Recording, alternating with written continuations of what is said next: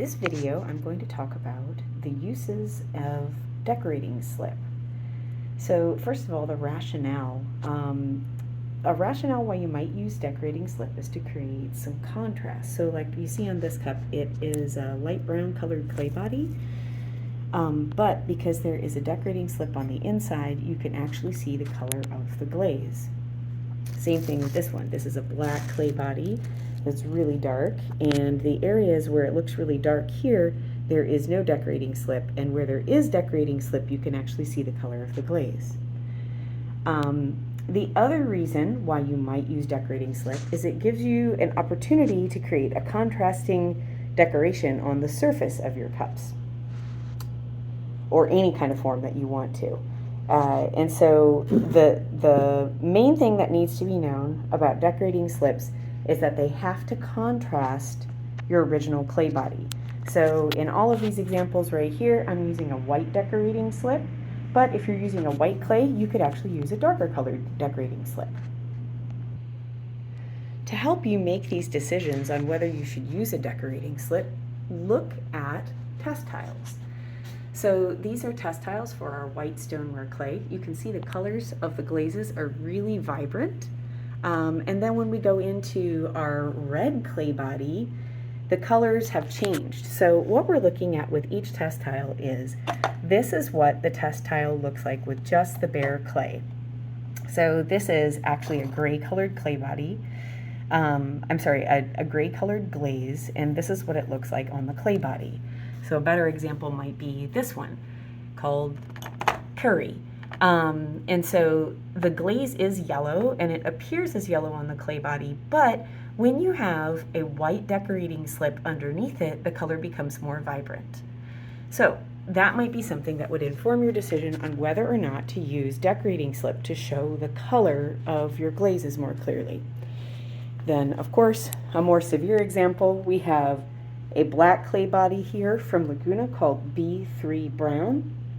And so in a lot of cases, you're going to see the glaze really becomes quite neutralized and almost just looks like a clear glaze. There are glazes like these ones right here that are called floating glazes from Spectrum. And so they do have a collection of color when they're applied a bit thicker, but they don't have the same color saturation because of the black clay body. So once you've decided if you're going to be using decorating slips, you need to gather your materials.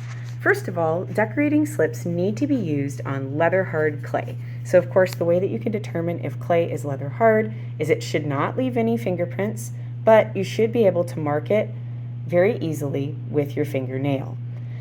It will work on plastic clay, so something that does flex and leaves a little bit of fingerprints, but you need to remember that the slip does add moisture to the clay body. So it might actually mix with the clay body and make it a muddy mess and or weaken it. So that's why leather hard clay is always the best.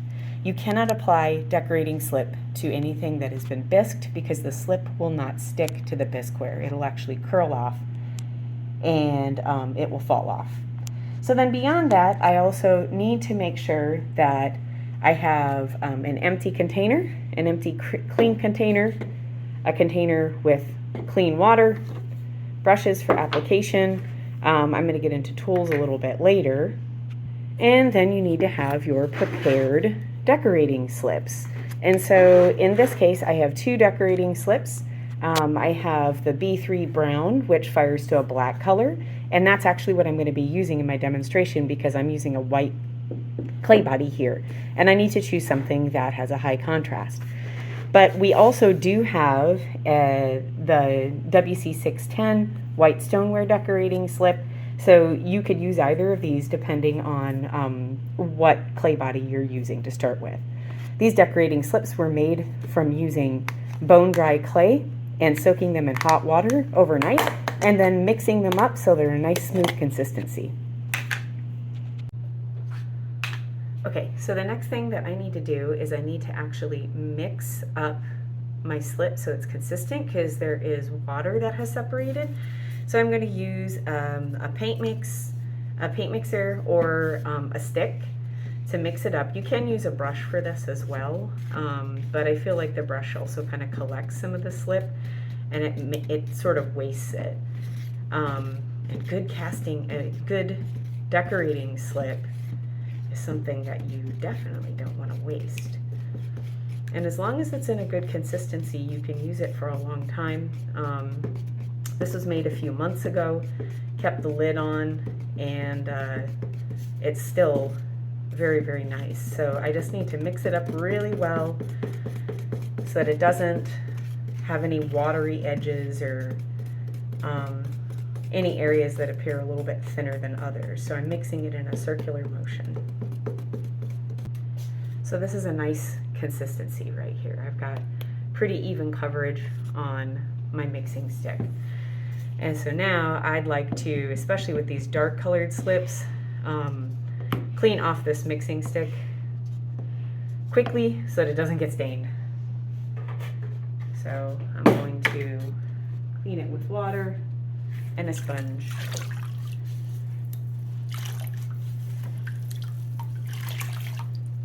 And I can reuse it again on another day. So that's how you prepare your decorating slip. And now for a variety of approaches for application.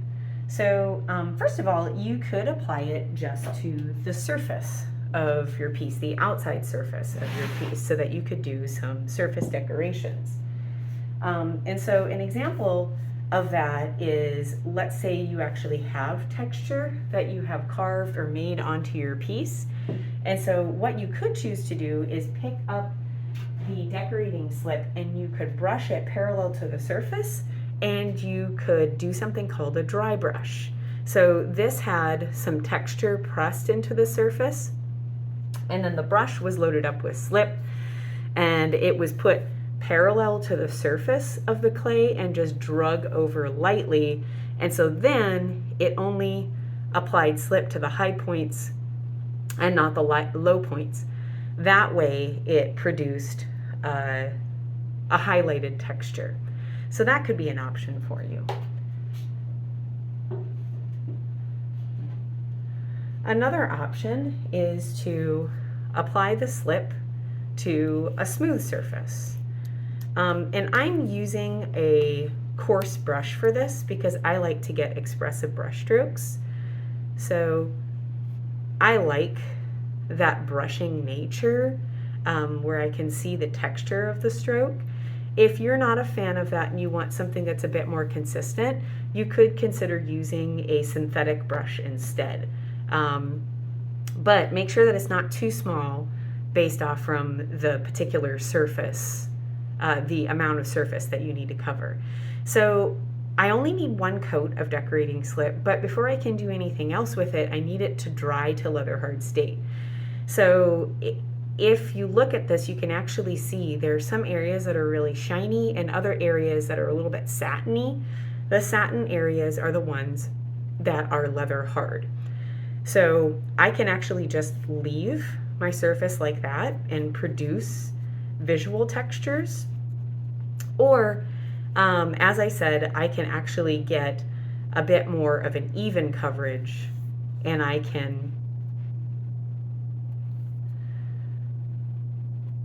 there we go. I can create textures and patterns in the slip themselves. So I can take tools, for example, just like this simple pencil, and I can actually mark through the slip, and I can draw, I can make patterns, I can do anything I'd like to.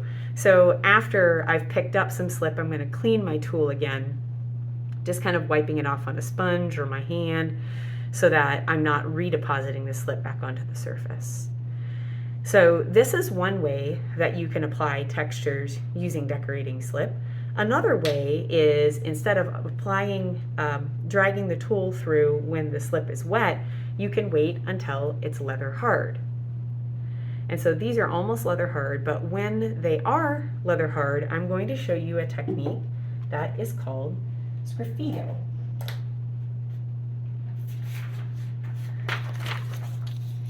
Whoops, and I just got slip all over the paper. So sgraffito is Italian for scratch. And what it is a ceramic technique where a contrasting slip is applied to a leather hard clay body, and then when it is leather hard, it is scratched through to reveal the contrasting clay.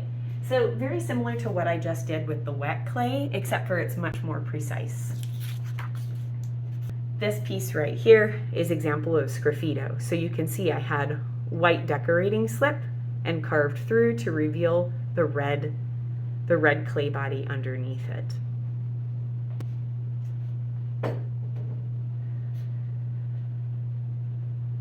So in this case, this slip right here is leather hard. I can tell, first of all, because it's not shiny. It's satiny. It's a little bit shiny right here, but this area right here is satiny. And also when I touch it, it leaves no fingerprints. It doesn't stick to my finger. I could mark it with my nail, but I wouldn't want to disrupt this line work.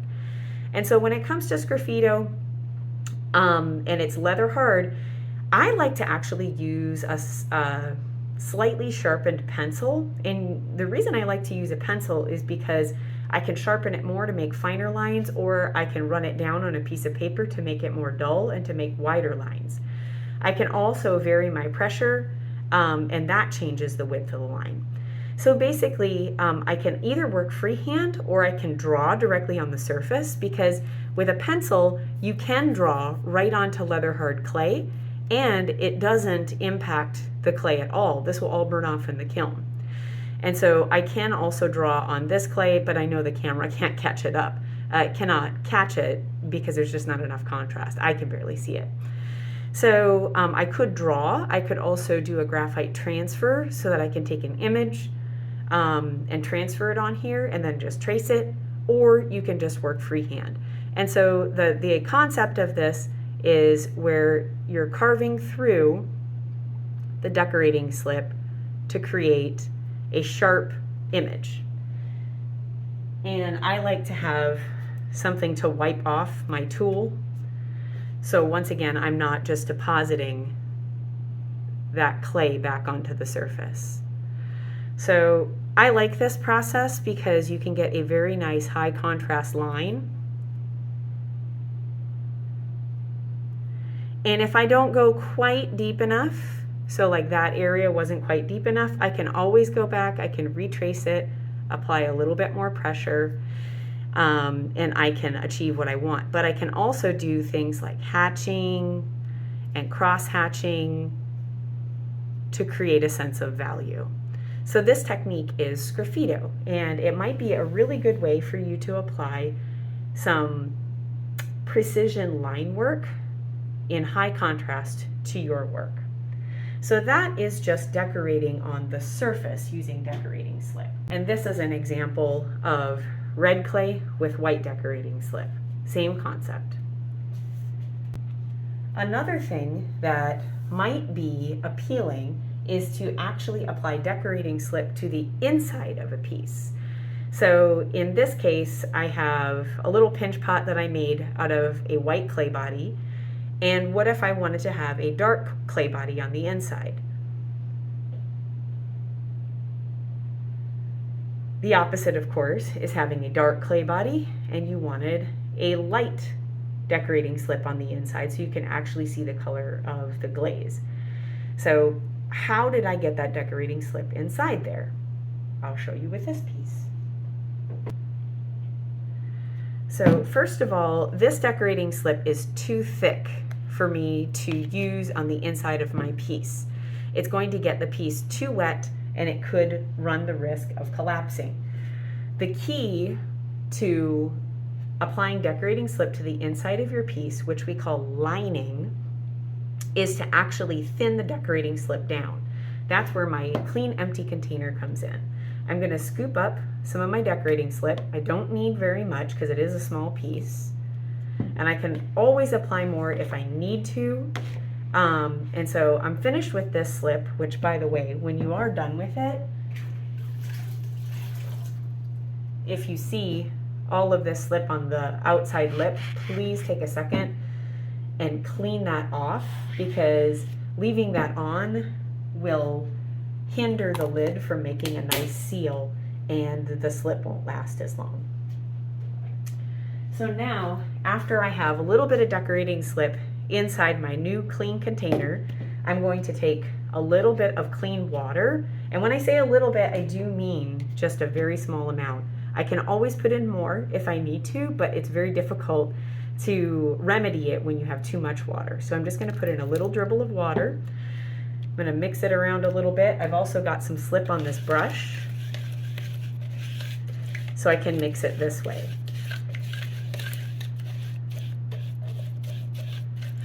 So what I'm looking for is I want the slip to be able to pour, and it's still a little bit thick, so I'm going to add a little bit more water to it. I want the slip to be able to pour and move fairly freely. Just a little bit thicker than colored water. And so after I have that, I'm getting the excess slip off this brush the best that I can. And then I'm ready to pour a liner decorating slip on the inside of my piece. So this process, it's important to go fast. So what I will be doing is pouring my slip inside the piece, and then immediately I'm going to joggle. And that's the term for moving the piece around to get full coverage.